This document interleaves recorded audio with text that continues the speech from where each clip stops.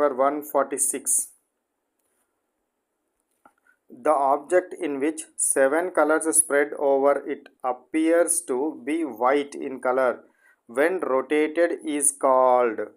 So ఏమన్నాడు, question ఏమన్నాడు, 7 రంగులను కలిగి ఉండి వేగంగా తిప్పినప్పుడు తెల్లగా ఏర్పరిచే డిస్క్ను ఏమంటారు అంటే, ఫర్ ఎగ్జాంపుల్ నేను చెప్తాను చూడండి ఇక్కడ.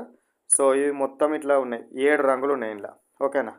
సో ఇవన్నీ రంగులు మొత్తం 4, ఇంకా 2 పెడితే 1 2 3 4 5 6 వచ్చినాయి. ఇంకోటి ఇక్కడ పెట్టుకోండి. సో ఇది 1 2 లేదా VIBGYOR 7 రంగులు ఉన్నాయి.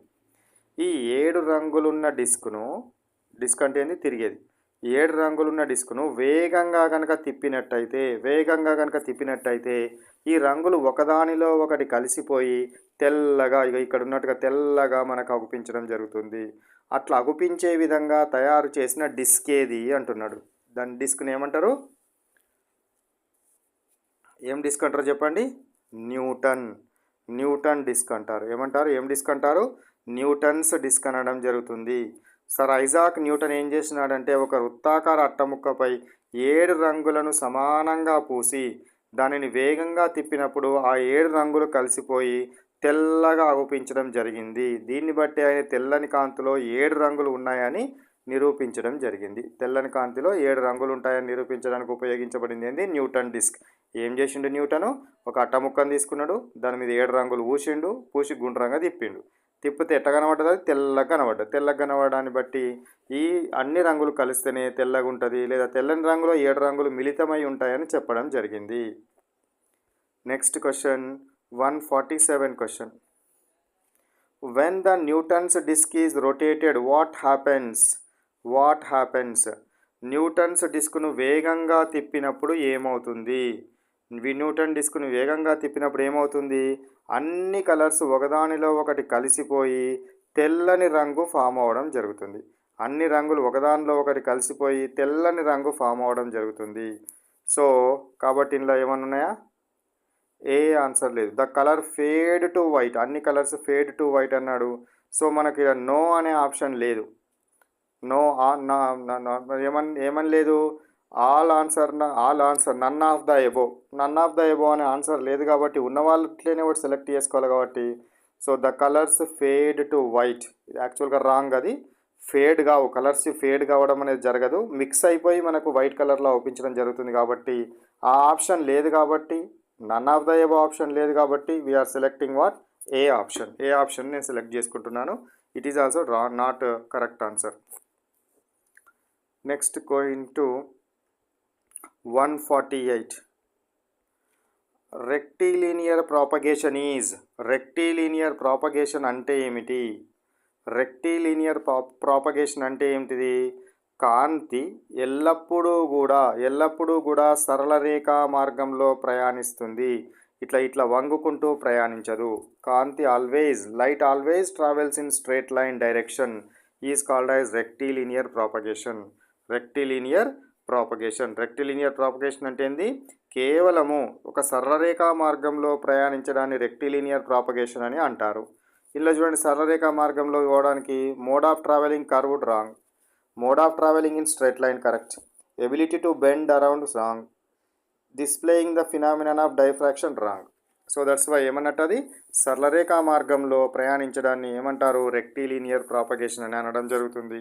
So this is the answer for 148 question. Next question 149. What is this 149? Which of the following is used as side view mirror? Side view mirror అంటే ఏంటిదిరా? వాహనాలలో వెనుక నుండి మనకు వెనుక వచ్చే ట్రాఫిక్ను చూడడానికి ఉపయోగించే మిర్రర్ ఏదైతే ఉంటుందో, బైక్లలో, కార్లలో చివరి మనకు ముందట డ్రైవర్ పక్కన ఉండే మిర్రర్ ఏదైతే ఉంటుందో ఆ మిర్రర్ని rear view mirror or side view mirror అంటారు. అర్థమైంది కదా?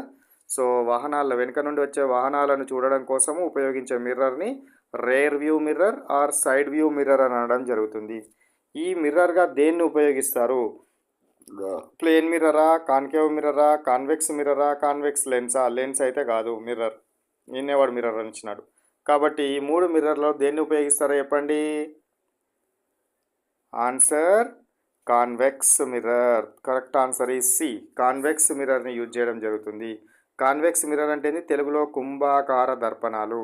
కుంభాకార దర్పణాన్ని మనకు అద్దం లోపల అద్దంగా వినియోగించడం లోపల వెనుక నుండి వచ్చే వాహనాలు ఇందులో ఆగుపించడం జరుగుతుంది. మరి కుంభాకార దర్పణాన్ని ఎందుకు వినియోగించడం జరుగుతుంది అంటే దీనికి ఏముంటుందంటే వైడర్ ఫీల్డ్ ఆఫ్ వ్యూ ఉంటుంది. ఏముంటుంది? వైడర్ ఫీల్డ్ ఆఫ్ వ్యూ అంటే ఎక్కువ దాన్ని ఏమంటారు, ఏరియాని కవర్ చేస్తుంది. ఎక్కువ ఏరియాని కవర్ చేస్తుంది కాబట్టి మనము దీన్ని ఉపయోగించడం జరుగుతుంది. కాన్వెక్స్ మిర్రర్ను ఉపయోగిస్తారు. కార్లకు అద్దాలలో అంటే కార్లకు ఎక్కడ హెడ్ లైట్స్ ఉంటాయి కదా, ముందట లైట్లు ఉంటాయి కదా, లైట్ వెనకాల ఒక చిప్ప లాంటిది ఉంటుంది ఇట్లా వైట్ది. దీన్ని ఏమంటారు అని అంటే కాన్కేవ్ మిర్రర్ అంటారు. కాన్కేవ్ మిర్రర్ ఏమో కార్ల యొక్క హెడ్ లైట్లలో ఉపయోగించేది కాన్కేవ్ మిర్రర్. బయట నుంచి వెనక నుంచి వచ్చే వాహనాలను చూడడం కోసం ఉపయోగించేది convex mirror. Next question number 150 question ఏంటిదట? Looking through a lens at the sun or a bright light is. So looking through a lens at the sun or bright light is. కటకము గుండా ఏమంటున్నాడు? సూర్యుడిని లేదా తీవ్రమైన వెలుతురును చూడటం అనేది ఎలాంటిది అంటే చూడొచ్చా, ఈజీగా చూడొచ్చా, ఎంజాయ్ చేయొచ్చా, ఏం చేయొచ్చు అని అడుగుతున్నాడు. ఏందట answer? It is very dangerous. ఎందుకంటే ఈ కటకాల లోపల లెన్స్ లోపల మనకు కుంభాకార దర్పణం ఏదైతే ఉంటుందో ఇది కాంతినంతా కూడా వచ్చి ఒకటే ప్లేస్లో కేంద్రీకృతం చేస్తుంది.